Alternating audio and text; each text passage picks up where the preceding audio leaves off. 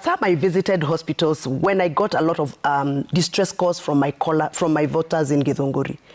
I decided to just go to the hospitals and get to see what's going on. And I was referred to one hospital here in Nairobi by my voter who was stranded in that hospital. So I went to that hospital and I went to other 4 hospitals. I went to a government hospital, a referral hospital. I went to a dispensary. I went to a mission hospital level 4. And I can tell you there is a big, big problem. I want to use an example of the mission hospital that I visited.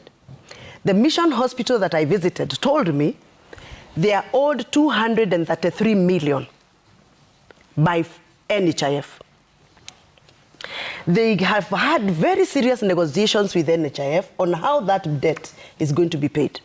They were promised they will be paid 2 million every month, but they only receives 230,000 every month.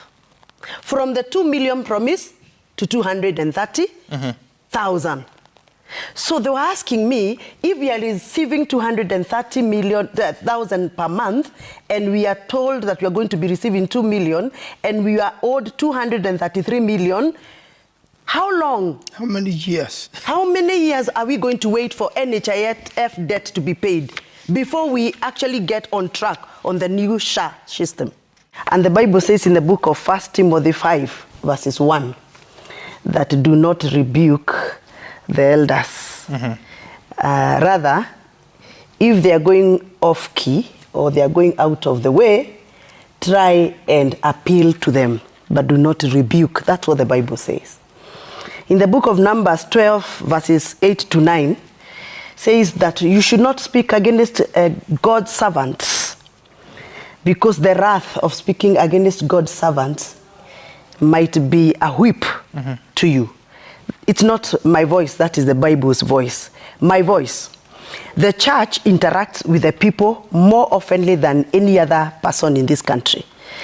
The church does the highest level of public participation on matters pertaining livelihoods. And the first time when the president talked about the Catholic Church during the Tangaza graduation ceremony, I felt like the president should have probably maybe used that opportunity to probe further, to get to know what are the issues. I would have loved to see him sit on the side with the bishops and ask them, what is this that you're complaining about CBC? What is this that you're complaining about SHA and SHIF?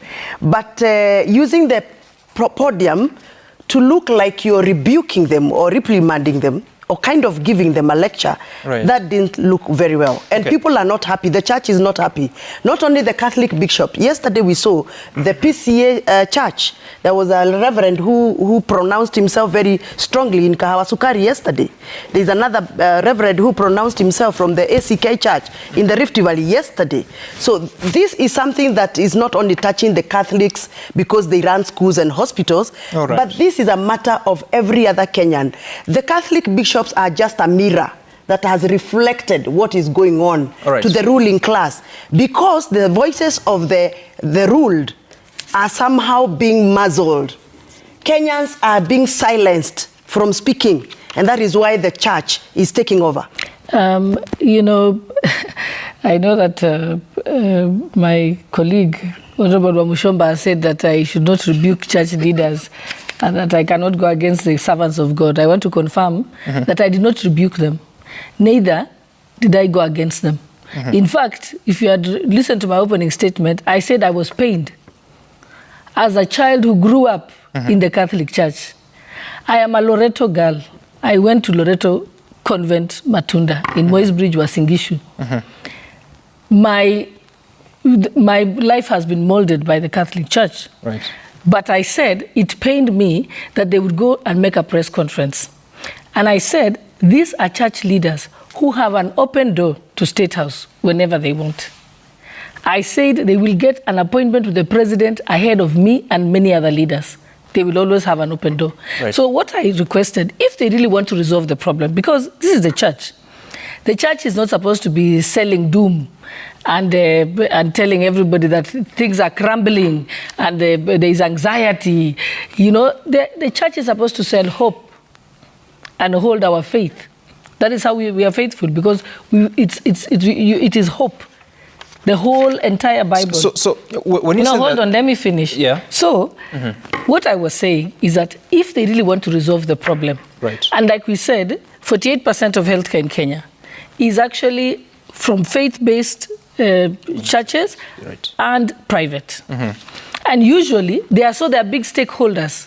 So if they have a problem with NHIF or SHA, what they should do is seek an appointment with the head of state and say, this is what we see is going wrong.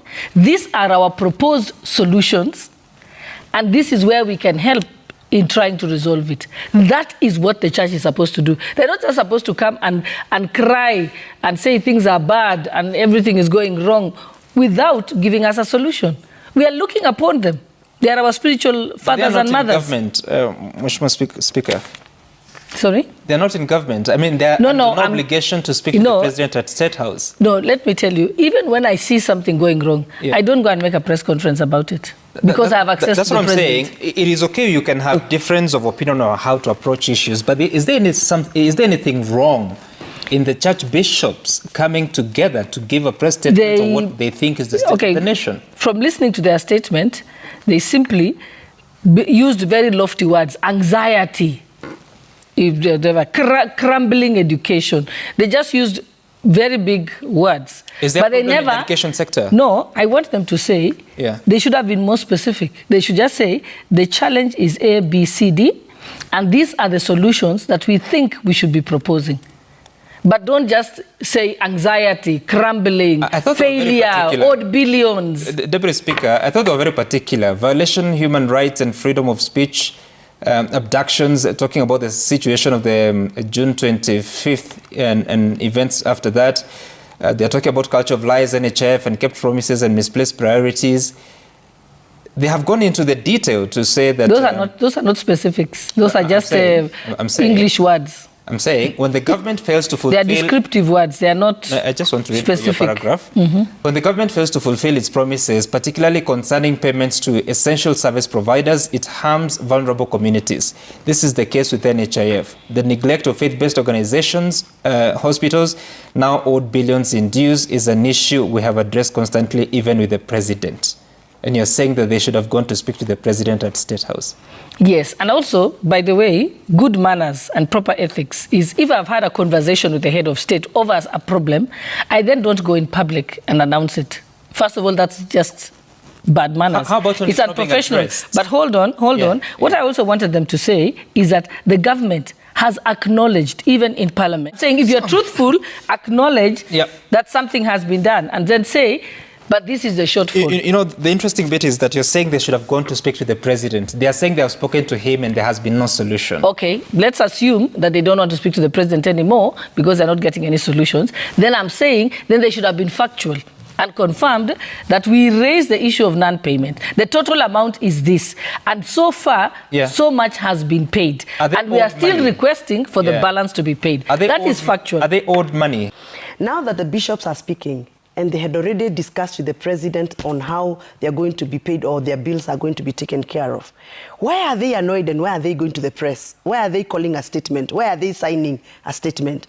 Does it mean that there is some break of communication between themselves and the presidency? Or does it mean that whatever they were promised was not fulfilled?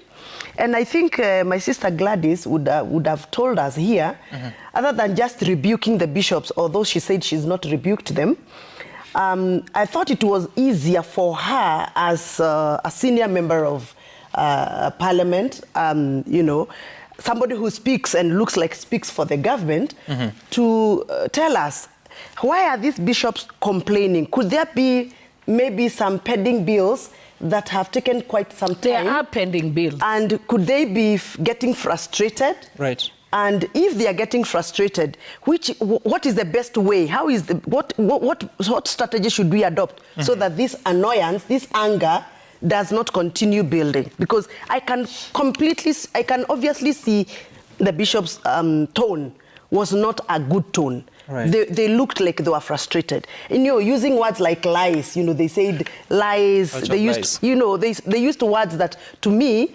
indicated that there was a little bit of anger. And now they were telling me the problem they have now is that before they treat any patient or attend to any patient, they must get something they are calling pre-authorization. The communication between the hospital and the SHA system, the SHIF system, for them to be allowed to, or rather let me use the word they're using, the technical word, for them to get the authorization, it is taking them approximately 3 hours for one patient. So the queues that I found... For the procedures or even... I went to the dialysis center. Okay. I did not go to any other, but I went to dialysis because that's where the problem, the biggest problem was.